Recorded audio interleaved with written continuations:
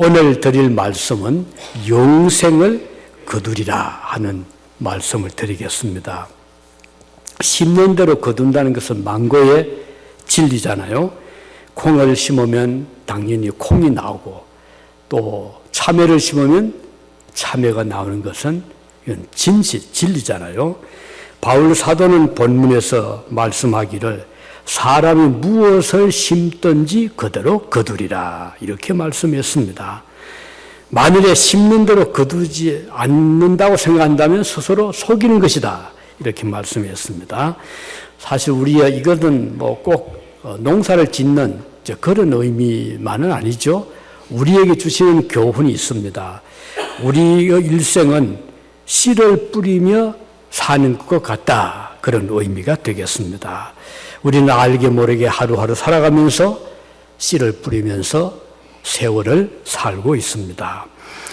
이 씨는 우리의 마음과 생각에도 뿌려지고 또 우리의 주변에 우리가 살아가는 우리 주변에도 뿌려지는 그런 삶의 씨라고도 볼 수가 있습니다. 그래서 좋은 생각, 좋은 마음, 선한 삶은 그대로 씨가 되어서 뿌려지는 것이죠. 영생을 거두는 씨를 뿌리기도 하고 때로는 멸망을 가져오는 이런 씨를 뿌릴 수도 있습니다. 우리는 좋은 씨를 평소에 뿌려서 많이 뿌려서 열매를 거둘 수 있기를 바라는 그런 간절한 마음으로 이 말씀을 드리겠습니다. 사실 씨를 뿌린다고 금방 나는 것은 아닙니다. 그렇지만 우리는 잊어버리고 있지만 세월이 지나면 그것이 언젠가는 뿌린 곳에서 또는 바람이 불면 씨가 멀리 날아가잖아요. 민들레가 바람 타고 멀리 날아가듯이 마찬가지로 오늘 우리가 여기에서 씨를 뿌렸는데 열매가 맺기는 꼭 여기뿐 아니고 다른 곳에서 맺힐 수도 있거든요. 가장 멀리 보면 하늘나라에서 열매가 맺힙니다. 우리가 땅에 살 동안에 여기에서 선한 일을 하고 좋은 일을 많이 하고 그렇게 우리 잊어버렸어요. 그런데 우리가 부활해서 천국에 들어가 보니까 우리가 땅에 살 동안에 뿌렸던 그 씨앗들이 그곳에서 꽃을 피우고 열매를 맺는다면 정말 놀라운 일이잖아요. 성경은 그렇게 말씀을 하고 있습니다. 그래서 사도 바울은 당부하기를 스스로 속이지 말고 좋은 씨를 많이 뿌려라 이렇게 말씀을 하고 있습니다. 그러면 오늘 주시는 말씀 중요한 교훈 한 가지, 그 중 한 가지는 씨를 뿌릴 때 어떤 씨를 뿌릴 것인가, 씨를 뿌리는 그 씨앗의 종류, 이것이 매우 중요한 것이죠. 종자를 선택하는 것은 대단히 중요합니다. 그 종자가 좋아야 그 좋은 열매를 거두는 것은 지극히 상식적인 일이잖아요. 우리 한국의 오늘 6.25 사변 73주년째죠. 1950년 6월 25일 6.25 사변이 지나가고 힘들었잖아요. 피난을 가고 그래서 먹을 것이 귀하고 이럴 때에 그때만 해도 대부분 국민들이 농사를 지었잖아요. 그럼에도 불구하고 먹을 것이 부족했습니다. 특히 이제 춘궁기라고 있었거든요. 지금이 한창 그럴 때가 되겠네요. 이제 보리 밀 나오기 직전까지 이제 겨울 지나고 보리가 나올 때까지 그때 이제 양식이 쌀이 떨어지는 거예요. 그러면은 사람들이 먹을 것이 없다 보니까 초근 목피라고 하죠. 나무 껍데기, 풀뿌리. 실제로 그래서 우리 한국에는 이해는 됐겠죠. 봄이 되면 봄나물이 많이 나오죠. 그뿐 아니라 산에 가면 소나무가 있잖아요. 그 소나무 제일 겉에 것은 다 이렇게 걷어내고 그 안에 보면 좀 부드럽고 그런 속껍질이 있거든요. 이것을 이제 벗겨가지고 이것으로 양식을 대신해서 먹은 초근 목피어 우리 지난 과거가 있습니다. 그리고 그것도 어떤 곳에서는요, 흙을 먹었습니다. 흙을 어떻게 먹어요? 물론 그냥 돌 있는 흙을 먹은 건 아니고요. 아주 부드러운 좀 흰 색깔 나는 그런 흙이 있습니다. 그것을 이제 물에다가 이제 막 이렇게 섞어서 물을 이제 걷어내면 제일 밑에 부드러운 가루 같은 것이 물 밑에 남습니다. 이것을 해가지고 쪄서 이것을 떡처럼 먹었어요.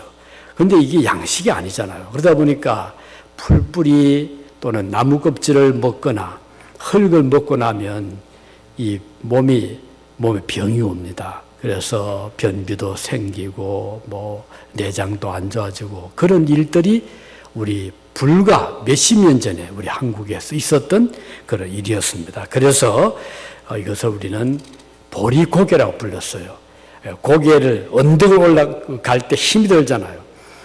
그 힘든 그것을 이제 빗대어 가지고 이 보리가 나기까지 그냥 참고 허리띠를 졸라매고 그래서 보리고개라는 말이 생겼던 것입니다. 이렇게 어려울 때에 우리 한국의 농학자들이 우리가 좀 이왕 벼농사를 짓는데 좀 많은 씨를 거둘 수 있는 그런 종자가 없을까. 그래서 동남아시아에 이 쌀을 농사 짓는 여러 나라를 방문을 하고 벽시들을 이제 모아서 연구를 했는데 그때 나온, 어릴 때 그 벽시가 나왔어요. 통일교가 나왔어요. 통일교가 나온 이것은 키는 적더라고요. 키는 적은데 수확은 한 30% 이상 더 나왔어요. 그러니까 제종 벼에서 나오는 게 100이라면 이 통일교를 심으면 130 정도가 나온 거예요. 그러니까 훨씬 더 같은 땅에 같은 양을 뿌렸지만 거두는 것은 많았어요. 통일교가 나오자 환호했죠. 그래서 이게 많이 나오니까 많은 그리고 이제 정부에서 막 장려를 했어요. 통일교를 심으죠. 막 그 씨를 이제 보급을 하고. 그래서 제 어릴 때 편 어려웠던 농촌에서 많은 쌀이 나와가지고 굉장히 도움이 됐어요. 그래서 굶주림이 많이 해소가 되고 그런 적이 있었는데 그것도 중요한 것은 바로 씨였어요. 종자의 계량이었어요. 물론 맛은 조금 좀 덜했어요. 일반 쌀에 비하면 찰기가 좀 적어서 조금 이렇게 맛은 안 좋았지만 일단 양이 많으니까 배부르게 먹을 수 있었잖아요. 품종에 따라서 이렇게 차이가 나는데 좋은 씨를 뿌리면 예를 들면 같은 씨를 뿌려도 같은 나무라도 많이 맛있는 열매를 맺는 그런 종류가 있고 그렇지 못한 종류가 있잖아요. 우리 여름에 한국 포도를 가끔 한 번씩 우리 맛을 보았잖아요. 저희 집 앞에 심어놓은 한국 포도가 우리에게 제공해 주었어요. 금년 여름에도 아마 8월, 9월 되면 우리 주일날 한 번 정도 우리 전체 교인들이 먹을 수 있어요. 저 보니까 많이 맺히더라고요. 그것이 씨가 한국 포도 달잖아요. 물이 많잖아요. 물론 안에 씨는 있지만 이렇게 씨에 따라서 맺히는 열매가 다른 것처럼 오늘 우리 그리스도인들은 좋은 씨를 뿌려야 됩니다. 그게 뭘까요? 하나는 하나님의 말씀의 씨입니다. 이 세상에 여러 가지 사상이 있잖아요. 여러 철학들이 있잖아요. 이제 사람들이 그런 사상을 이어받고 삶의 철학을 받아들이다 보면 그 삶의 길이 결정이 됩니다. 그런데 우리 그리스도인들은 이 세상에 살 동안에 하나님의 말씀의 씨를 받았다는 것이 얼마나 축복인지 모릅니다.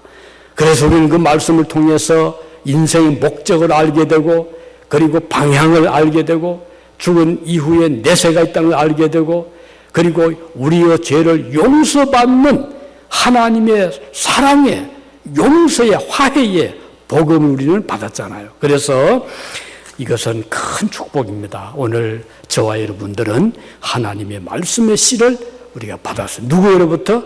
먼저 믿은 자들, 또는 복음 전하는 자들, 선교사님들, 또는 가까이 있는 믿음의 친구, 형제, 자매, 믿음의 부모님을 통해서 오늘 저와 여러분들은 이 복음의 씨를 받았습니다. 그러니까 이것이 그 자체만 큰 축복이죠. 말씀의 씨, 물과 성령으로 거듭나지 아니하면 성령의 씨죠. 그리고 말씀의 씨죠. 하나님의 말씀, 성령의 역사를 통해서 우리는 매일같이 살아가면서 삶의 씨를 뿌릴 수 있는 것입니다. 이것은 우리가 세상 어디에서도 받을 수 없는 그런 좋은 축복의 씨입니다. 우리가 학교에 가면 공부를 하잖아요. 또 우리가 직장에 가면 일을 또 보고 배우고 하잖아요. 그렇죠? 그런 곳에서는 생명의 씨를 우리가 얻을 수 없는 겁니다. 아무리 위대한 학자라도 스승이라도 사람의 사는 길을 가르칠 수는 없거든요.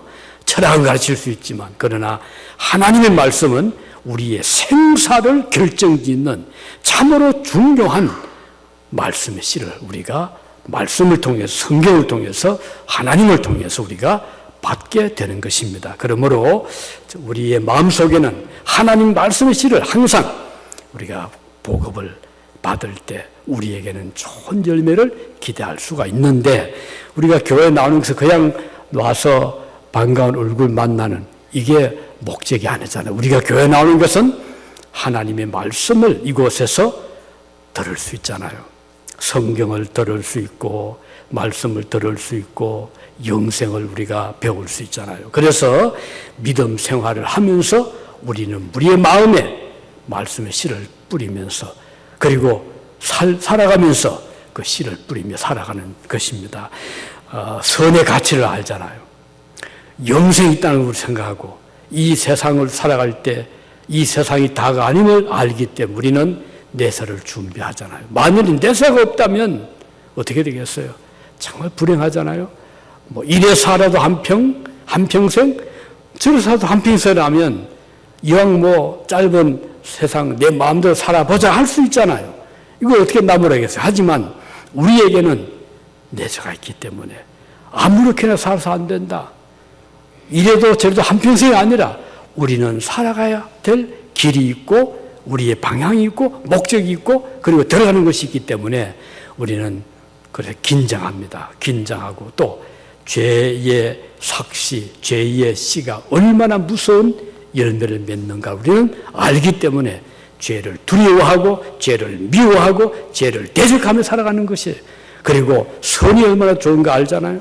우리가 착한 자는 것이 그것이 당장 착한 한다고 거기서 돈이 나는 것도 아니고 금이 쏟아지는 것도 아니지만, 우리가 선하게 살면 위에 계신 우리를 지으신 하나님이 그것을 다 기억하시고 하늘나라에서 상급으로 채워주신 날이 오는 것을 우리 알기 때문에 선의 가치를 알고 부지런히 마음의 생각을 선하게 가지고 형제를 사랑하고 형제를 돕고자 하고 아무리 나와 상관이 없어도 그를 위해서 기도하게 되잖아. 이것이 믿는 신자들이 뿌릴 수 있는 믿음의 씨가 되는 것입니다. 그래서 이 종자를, 믿음의 종자를, 말씀의 씨를 우리가 부지런히 뿌려야 되는데, 그러기 위해서는 우리가 알아야 되겠죠. 하나님 말씀 알아야 됩니다. 성경을 알아야 되고 말씀의 뜻을 이해해야 되고, 그렇게 되면 우리의 삶이 막 바뀌는 것입니다.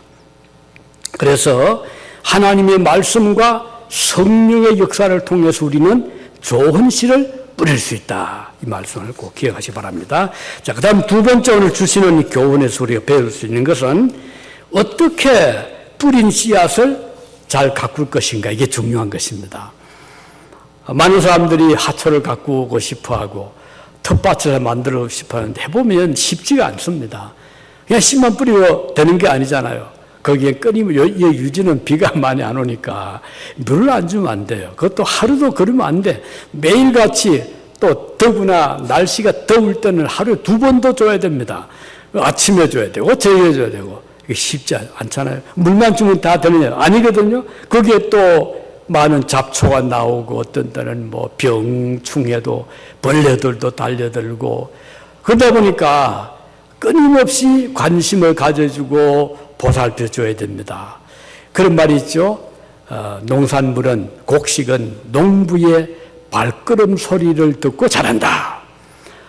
농작물은 빗소리를 들으며 자란다. 그런 말이 있습니다. 그만큼 농부들이 끊임없이 밭에 논에 가서 심어놓은 곡식이 잘 자라는가, 혹시 가물지 않는가, 끊임없이 보살피는 거예요.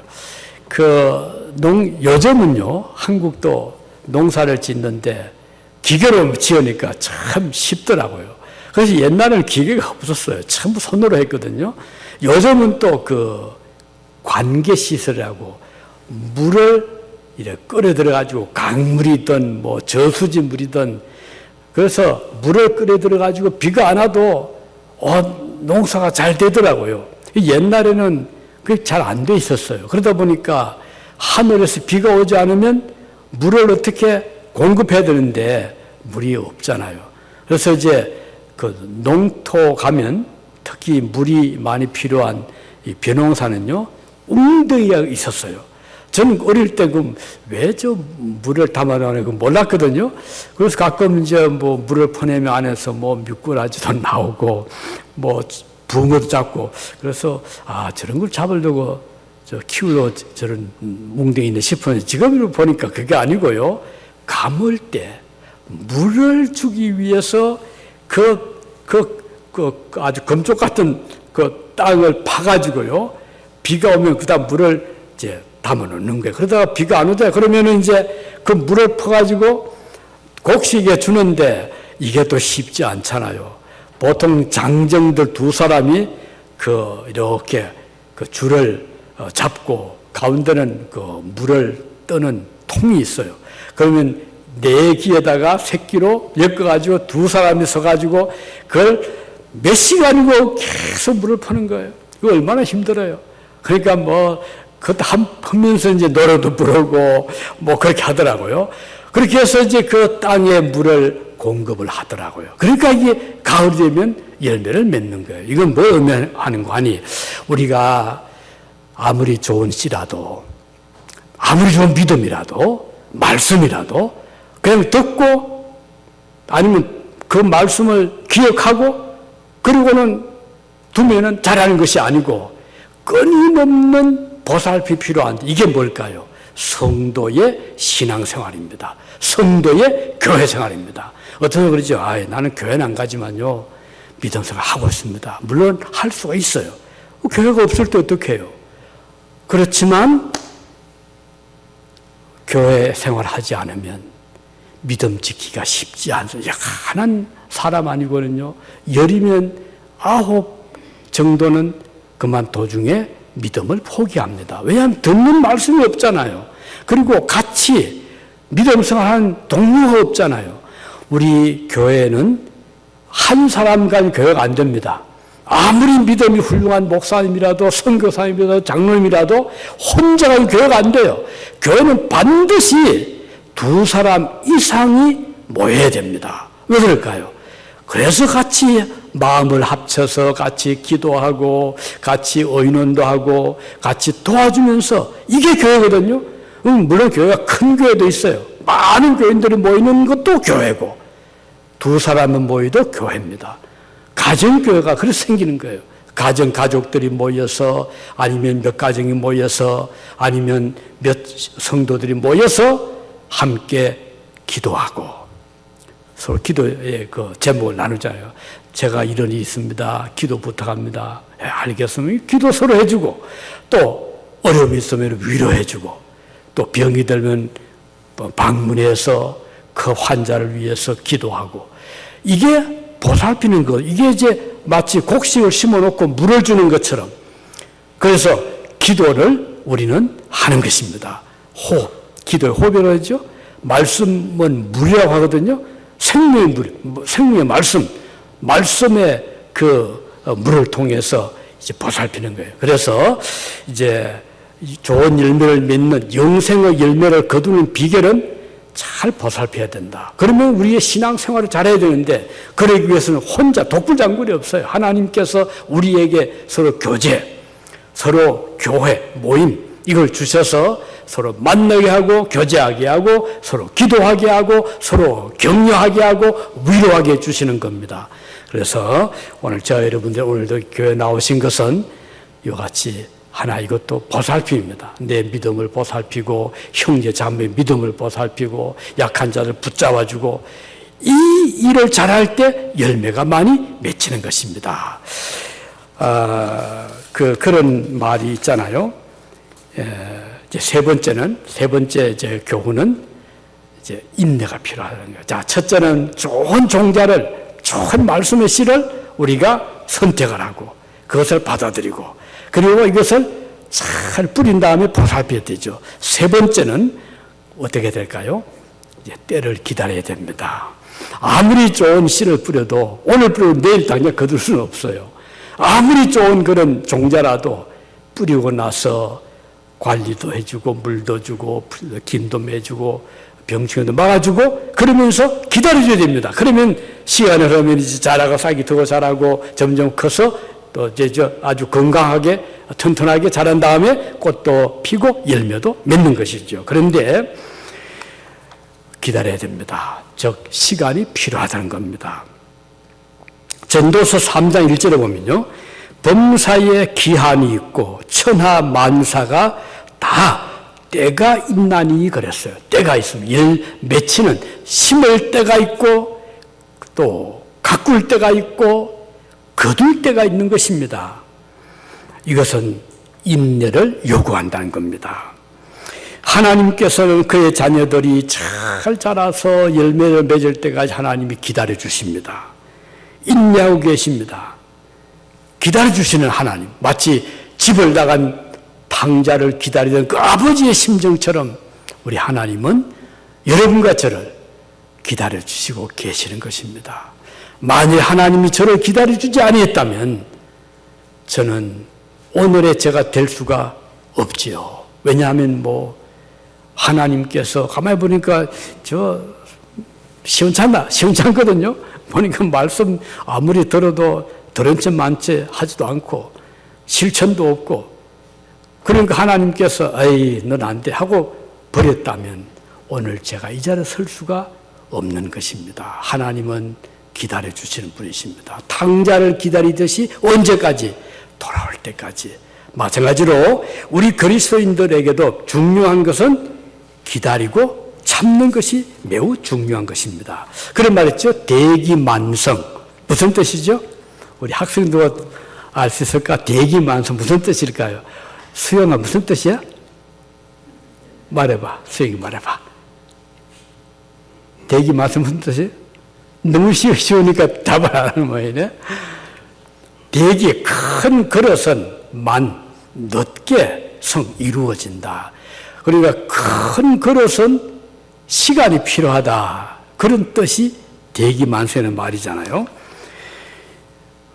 큰 그릇을 만들려면 오랜 시간이 걸린다는 말입니다. 영어에도 비슷한 말이 있더라고요. 우리 영어를 잘하시면 한번 좀 어떤 말이 있나요? 우리 지휘자님 어떤 말이 있어요? 무슨 뜻이 이해를 못하겠어요? 대기만성 그 영어로 어떤 뜻이 어떤 말이 있을까요? 누구든지 한번 말해 볼까요? 예, 다시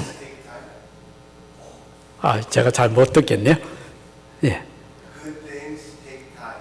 good things take time. 좋습니다. 정말 좋습니다. 그렇죠? 좋은 일은 take time, 시간이 필요하다.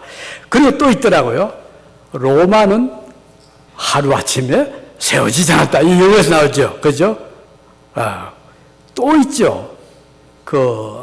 이 미국 사람 중에 보면, Rome wasn't built in a day라는 말도 있고, late bloomer라는 말이 있더라고요. 꽃이, 늦게 피는 꽃이 있단 말이죠. 그래서 오늘 우리 그리스도인들의 믿음은 이 시간이 필요합니다. 그래서 여러분 자녀들이 부모들이 아무리 조급해도 기다려줘야 됩니다. 어린아이 자라서 나중에 훌륭한 사람이 될 때까지 여러분들 인내가 필요하듯이 우리 그리스도인들은 믿음 생활에 있어서도 우리 처음에 교회 나오면 저래가지고 언제 저 믿음 생활할까 싶을 때도 있지만 세월이 흐르면 믿음 생활을 잘해서 훌륭한 일꾼이 됩니다. 제가 목회할 때 한국에서 몇 사람 중에 목사님 된 분이 한 너댓 분 되는데요. 그런데 그 당시 보면 한 분은 집사님이었고 한 분은 주일학교 선생이었고 집사님, 주일학교 선생님, 또 한 분 또 선생님이요. 그런데 이분들이 그때 생각에는 목사님이 될 것은 상상도 못했어요. 그런데 지금 목사님 중에 노회장 된 분이 있어요. 그 당시 집사님이었거든요. 그때 30대 초반 집사님이었는데 나중에 신학을 공부하더니 목사님이 되고 지금은 인천 노회장이 돼 있어요. 전 그걸 보면서 참 대기만성이구나. 오랜 세월 벌써 몇십 년 흘렀잖아요. 하나님께서 이렇게 훌륭한 일꾼이 되게 해주셨구나. 우리 교회에서도 그동안 또 훌륭한 분들 많이 나왔고 앞으로도 저는 기대합니다. 우리 성도들 중에 훌륭한 믿음의 일꾼들 지금도 열심히 사역하고 계시고 훌륭한 권사님도 계시고 훌륭한 장로님, 훌륭한 또 우리 집사님도 계시는데 우리 교회에서 앞으로 더 훌륭한 분들이 나와서 좋은 열매를 많이 맺을 수 있기를 진심으로 바라는 것입니다. 그래서 믿음 생활을 성공적으로 하기 위해서는 시간이 take time, 시간이 필요합니다. 기다릴 수 있어야 되겠죠. 바울 사도는 말씀했습니다. 고린도 후서 6장 2절에 보면요. 쭉 중에 그 말씀 중에 보라 지금은 은혜 받을 만한 때요. 보라 지금은 구원의 날이로다. 하나님께서 은혜 베푸실 때 그 은혜를 마음으로 우리가 받아들여서 지금은 은혜 받을 때입니다. 받고 그리고 구원을 받을 때입니다. 그런데 여기에 그치지 아니하고 우리가 받은 은혜를 잘 붙잡고 그리고 앞으로 나가고 또 그 기회를 놓쳐서 안 되죠. 우리에게 살아가면서 기회가 있습니다. 그런데 이 기회를 잘 잡는 것이 참 삶의 지혜라고 생각을 합니다. 하나님께서 우리에게 그런 기회를 주시죠. 아브라함의 조카 롯이 소돔 고모라 성에 살 때 그곳이 너무 좋았어요. 그래서 그곳에서 오래오래 살고 싶었는데 하나님께서 그 소돔과 고모라 성을 보니까 너무 타락했어요. 심판을 하셔야 되겠는데 그 안에는 아브라함의 조카가 살거든요. 하나님이 그까지 멸망시키고 싶지 않았어요. 그래도 조카 롯은 아브라함 믿음을 보며 자랐기 때문에 믿음 생활을 했잖아요. 하나님께서 그 사람을 건지고 싶었어요. 그래서 천사를 먼저 보냈죠. 롯 가정에 가서 내일 새벽 일찍이 성을 떠나라라고 했습니다. 롯은 떠나고 싶지 않았어요. 미적거렸죠. 그 천사가 손을 끌고 등을 밀면서 밖으로 나가게 한 적이 있었는데 여기서 롯은 그 기회를 마지막 기회를 결국은 잡은 거죠. 근데 롯이 잡은 건 사실 아니었죠. 하나님께서 롯으로 하여금 빠져나갈 수 있는 시간을 주셨고 천사들을 보내주셨고 그들이 등을 떠밀어서 나오긴 했지만 기회를 놓치지 않았습니다. 그러나 조카 롯의 부인은 놓쳤죠. 왜냐하면 끝까지 뒤를 돌아보지 말아야 되는데 그는 뒤를 돌아보았어요. 그 미련을 버리지 못한 것이었고 너무 사랑했기 때문에 돌아보고 말았습니다. 우리가 이 세상을 살아가면서 우리에게도 이런 기회들이 옵니다. 그런데 그 기회가 올 때 그 잡아야 됩니다. 여러분들이 믿으면서 할 수 있는 기회. 우리에게 기회가 많지는 못하잖아요. 왜냐하면 우리에게 그 제한을 받고요. 시간의 제한을 받고 공간의 제한을 받습니다. 이걸 잘 우리가 잡고 그 기회를 붙잡아 나가면 좋은 열매를 많이 맺을 수가 있습니다. 바라기는 저와 여러분들이 이 세상 하나님께서 주신 이 세상을 살아갈 동안에 믿음의 그 열매들을 많이 거두기 위하여 오늘이라 하는 이 기회의 때에 우리가 좋은 씨를 많이 뿌리되 할 수 있도록, 자, 건강 주셨을 때 그 건강을 가지고 우리가 부지런히 씨를 뿌리고, 우리에게 시간을 주셨을 때 그 시간을 가지고 부지런히 선한 일을 하고, 우리에게 재능을 주셨을 때 그 재능을 잘 활용해 나가고, 우리에게 물질 주셨을 때 그 물질을 허탄하게 쓰지 말고 보람 있게 좋은 뜻을 위해서 사용을 한다면 좋은 열매를 반드시 맺게 될 것입니다. 우리 교회가 그래도 지난 거의 30년 가까이 우리 성가들을 쭉 해왔습니다. 사실 이 적은 규모 성가교회, 성가대가 그렇게 쉽진 않거든요. 여기 남부 지역에 여기 유진 또는 셀럼, 포틀랜드 합쳐도 성가대 정식으로 부르는 교회가 그렇게 많지 못합니다. 그러나 우리가 이렇게 하는 이유는 우리 잘해서가 아니고 하나님 주신 이 기회, 달란트를 우리가 묵히지 말자. 그냥 덮어주지 말자. 우리 주신 달란트를 잘 활용해서 하나님을 찬양하고 하나님을 노래하자. 이제 그런 우리의 뜻이잖아요. 그래서 우리 지난주 마지막으로 안 집사님 아름다운 찬양하시고 가셨는데 오늘 보니까 참 잘하시네요. 그래서 부디 계속 여러분 그쪽 아름다운 그 음성 하나님께서 주셨으니까 그것을 계속 잘 활용하시고 그래서 부지런히 찬양의 씨앗을 뿌리시기 바랍니다. 천국에 들어가면 우리가 뿌린 그 찬양의 씨앗이 아름답게 꽃을 피우게 될 것입니다. 이번에 7월 23일 날 그 박종호 장로님 우리 복음 성가 콘서트가 있는데, 그래서 어저께 그 카톡을 보내왔어요. 이런 곡들을 부를 터인데 반주자로 하여금 준비를 하게 해주시오. 자, 우리 반주자 지금 이거 다 떠나는데 어떻게 하자. 그래서 우리 지휘자님께 어떻게 하겠어요? 보냈죠. 그랬더니 저는 못한다고. 그래서 제가 믿음으로 합시다. 그래서 그 강권적으로 부탁을 했습니다. 했는데 기도 좀 많이 해주시기 바랍니다. 할 수 있다고 좀 믿습니다. 기도 많이 해주시고 위대한 그런 그 복음성가 가수는 아무리 반주 잘 못해도 맞춰 잘하실 겁니다. 걱정하지 말고 열심히 하시면 은혜로운 찬양할 수 있을 것으로 생각합니다.